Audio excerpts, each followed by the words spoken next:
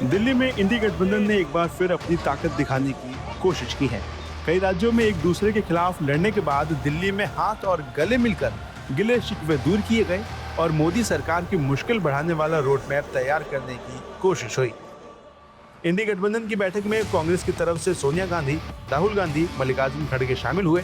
वहीं सपा अध्यक्ष अखिलेश यादव, टीएमसी प्रमुख ममता बनर्जी, एनसीपी एसपी की सांसद सुप्रिया सुले समेत कुल 25 दलों के 34 नेता और निर्दलीय राज्यसभा सांसद कपिल सिब्बल भी शामिल हुए। गठबंधन की इस बैठक में कुल 5 मुद्दों पर आपसी सहमति बनी है। इनमें से एसआईआर और चुनावों की निष्पक्षता के मुद्दे पर मुख्य न्यायाधीश को पत्र लिखा जाएगा। शिक्षा मंत्री के तत्काल इस्तीफे की मांग भी इस मीटिंग के दौरान की गई है। केंद्र सरकार से तत्काल सर्वदलीय बैठक बुलाने की मांग की गई है। वहीं इसके साथ ये भी बताया गया है कि अगली बैठक 8 अगस्त को हैदराबाद में होगी और साथ ही अब मानसून सत्र के दौरान संसदीय समन्वय जारी रहेगा।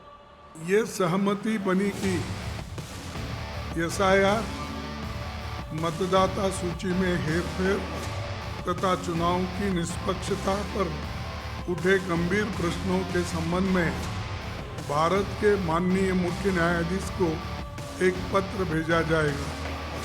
ये पत्र शीघ्र ही उन्हें सौंपा जाएगा। दूसरा मुद्दा, लाखों विद्यार्थियों को प्रभावित करने वाले अनेक गंभीर मुद्दों की स्थिति को देखते हुए ये सर्वसम्मति से निर्णय लिया गया कि शिक्षा मंत्री को तत्काल इस्तीफे की हम मांग कर रहे हैं, वो इस्तीफा देना चाहिए, क्योंकि उनके कार्यकाल में नीट और सीबीएसई परीक्षाओं में शामिल लाखों युवकों के साथ विश्वासघात हुआ है। आज लाखों युवा आज रस्तों पे खड़े हुए हैं। चौथा, ये सहमति बनी कि इंडिया गठबंधन के सभी दल प्रत्येक 2 माह में बैठक करेंगे। अगली बैठक अगस्त माह में हैदराबाद में आयोजित की जाएगी। मैं आपको बता दें कि इंडी गठबंधन की बैठक के बाद नेता एक सुर में बोलते हुए नजर आए। वहीं तेजस्वी यादव ने कहा कि अगर चुनाव बैलेट पर होंगे तो बीजेपी कहीं टिकने वाली नहीं है। 5 मुद्दों पर जो है समिति जो जताई गई है और आप लोग सब लोग साथ हैं। अब तो पहले से कह रहे हैं बैलेट पर चुनाव होगा तो बीजेपी कहीं टिकने वाली नहीं है। इसके अलावा इंडिया गठबंधन की बैठक पर बीजेपी सांसद संबित पात्रा ने पलटवार किया है और कहा है कि सही मायने में कुछ चोरी हुआ है तो इंडी गठबंधन वालों का वजूद आज धरातल पर इनमें से किसी दल का कोई वजूद नहीं रहा है।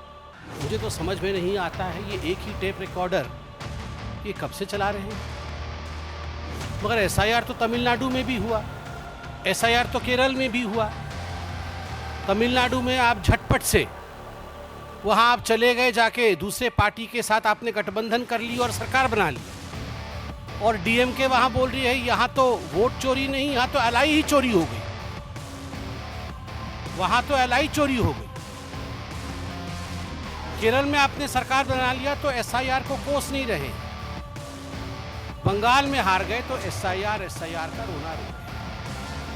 ये जो हाइट ऑफ हिपोक्रेसी है, ये सब हम और हिंदुस्तान देख रहा है। अगर सही मायने में कुछ चोरी हुआ है तो जो इंडी गठबंधन, मुझे तो पता नहीं आज इंडी गठबंधन में कितने कंपोनेंट्स हैं, इनके कंपोनेंट्स वेरी होते रहते हैं। सही मायने में इंडी गठबंधन वालों का वजूद चोरी हुआ है। वहीं इसके साथ इंडी गठबंधन की बैठक के बाद सियासी तनाव अब काफी बढ़ गया है। जहां इंडिया ब्लॉक के नेता गठबंधन को मजबूत करने की बात कर रहे हैं, वहीं बीजेपी निशाना साध रही है। देखना यही होगा कि अगले लोकसभा चुनाव पर इंडी गठबंधन में कितने दल बसते हैं और बचे हुए दलों में कितनों के आपस में दिल मिलते हैं।